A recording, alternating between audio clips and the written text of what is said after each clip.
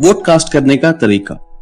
Election से पहले आप अपने वोट की तफसीलात 8300 पर मैसेज करके किसी कागज पर महफूज कर लें ताकि इलेक्शन के दिन काम आ सकें। इलेक्शन वाले दिन पोलिंग स्टेशन जाते हुए इस बात का ख्याल रखें कि आपके पास ओरिजिनल CNIC होना चाहिए।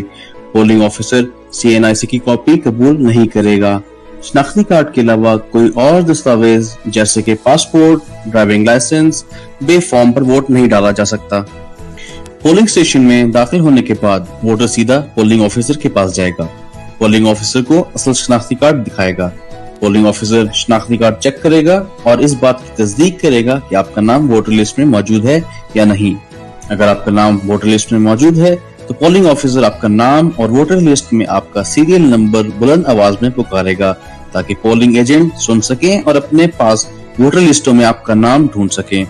पोलिंग ऑफिसर अनमिट स्याही से आपके दाएं अंगूठे पर स्याही लगाएगा।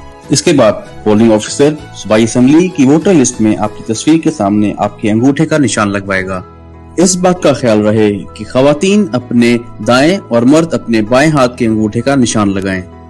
इसके बाद तसल्ली कर लें कि पोलिंग ऑफिसर ने आपका नाम वोटर लिस्ट से काट दिया है तो आप असिस्टेंट प्रिजाइडिंग ऑफिसर के पास चले जाएं।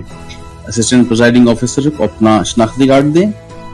वो सूबाई असेंबली के बैलेट पेपर की काउंटर फॉइल पर आपके अंगूठे का निशान लगवाएगा और बैलेट पेपर की पुष्ट पर मोहर लगाएगा और दस्तखत करेगा और आपकी रहनुमाई करेगा। सूबाई असेंबली के लिए सफेद बैलेट पेपर और एक मोहर आपके हवाले करेगा।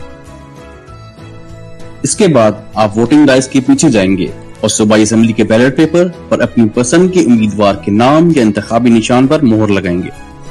मोहर लगाते वक्त आप इस चीज का ख्याल रखें कि आपकी मोहर आपके पसंदीदा उम्मीदवार के खाने के अंदर हो, ऊपर वाली लाइन या नीचे वाली लाइन को टच न कर रही हो, वरना आपका वोट जाया हो जाएगा। बैलेट पेपर को फोल्ड करने से पहले यकीन कर लें कि लगाई गई मोहर की इंक सूख चुकी है। इसके बाद आप असिस्टेंट प्रिजाइडिंग ऑफिसर को मोहर वापस करके इससे अपना शनाख्ती कार्ड वापस लेंगे और बैलेट पेपर को फोल्ड करके आप सफेद बॉक्स में डाल देंगे। याद रखिए, पोलिंग स्टेशन में आप अपना मोबाइल नहीं लेके जा सकते, न ही दिए गए वोट की तस्वीर ले सकते हैं।